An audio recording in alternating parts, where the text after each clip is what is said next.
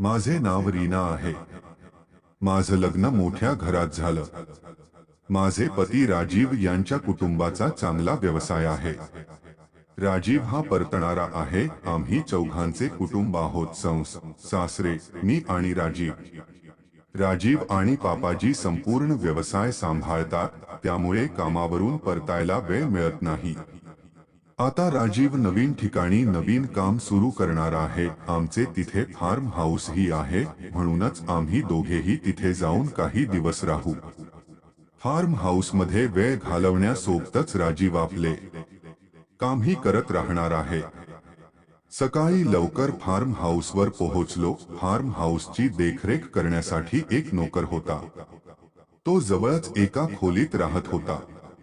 आम्ही पोहोचताच दूरवरून एक किशोर आमच्या गाडीकडे धावत आला। आल्यानंतर त्यानेच गाडीचा दरवाजा उघडला। हॅलो मालकीन, तो मला हसत म्हणाला। राजीव म्हणाले, आमच्या शेतीची काळजी घेणारा हा किशोर आहे। मी आत जाऊन बसलो। काही वेळाने राजीव आपल्या कामात व्यस्त झाला।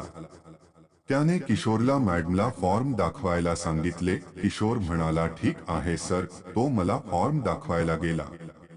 आम्ही शेतात हिंडत असताना एका 6 ते 7 वर्षाच्या मुलीने गेट बाहेरून किशोरला हाक मारली। ती शाळेतून परतत होती। किशोर म्हणाला, मी येतोय मॅडम। तो गेटवर उभा राहिला आणि मुलीशी बोलू लागला।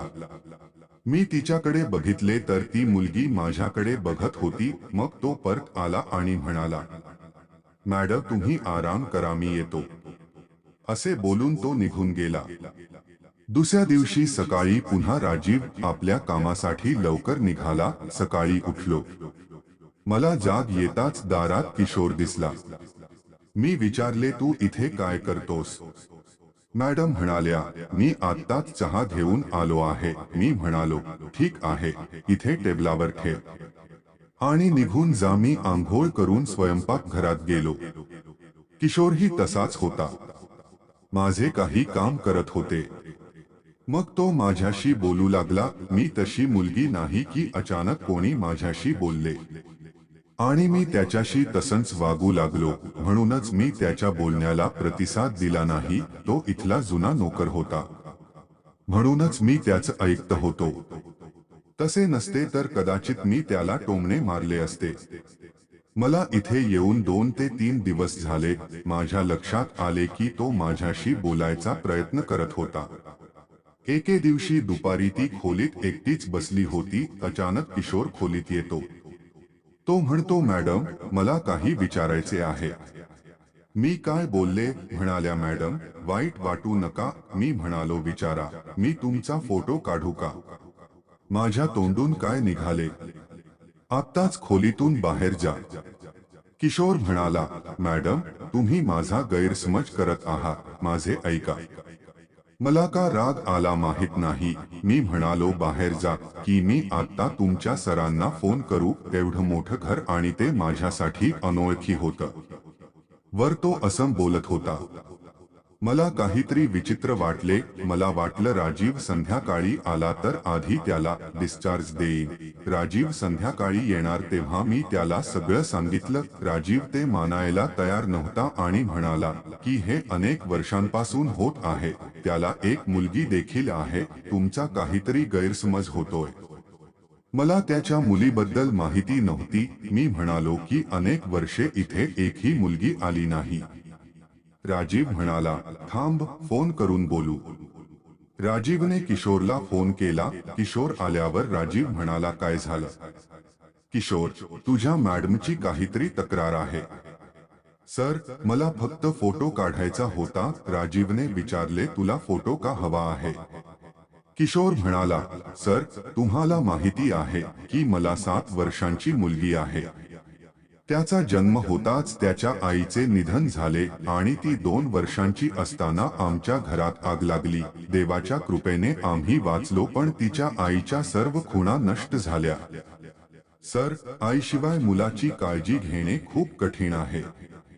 मॅडम, त्या दिवशी मी तुमचा फॉर्म दाखवत होतो तेव्हा त्यांनी आम्हाला शाळेतून घरी परतताना पाहिले। माझे घर थोड्याच अंतरावर आहे आणि त्याची आजी त्याची काळजी घेते। ती नेहमी मला विचारायची, पप्पा मी कशी दिसते, मी कशी चालते, मी कसे बोलते. मी तिला सांगायचो की ती खूप सुंदर आहे. इथे गावात त्याच्यासारखा कोणी नाही. त्या दिवशी मी तुला पाहिल्यावर त्यांनी मला विचारले, पापा आणि मम्मी असे होते का?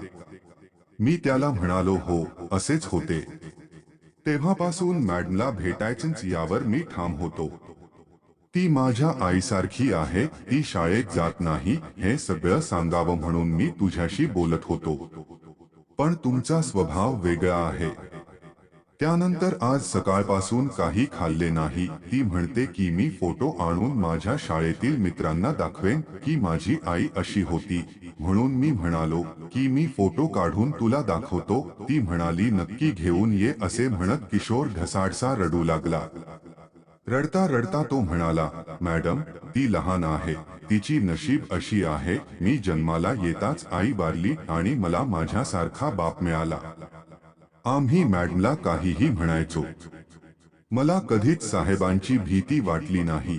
ही सवय मला जडली आहे आणि मी तुम्हाला माझे स्वतःचे मानले आहे. जर तुम्ही मला सांगू दिले असते तर मी तुम्हालाही सांगितले असते. किशोरचे बोलणे ऐकून मला स्वतःचाच राग आला. राजीवने किशोरला गप्प केले आणि विचारले, मुलीला तिथे का ठेवतोस? तिला इथेच ठेव.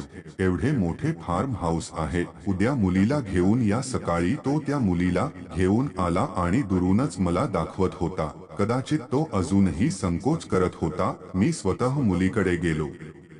तो म्हणाला, आम्हाला इथे 4 दिवस झाले आहेत आणि आता तुम्ही येताय. हे सांगताना मुलीच्या चेहऱ्यावर दिसणारे हास्य अनमोल होते. तिने मला मिठी मारली. जोपर्यंत मी तिथे राहिलो तोपर्यंत मी त्याच्याशी खेळत राहिलो आणि हसत राहिलो.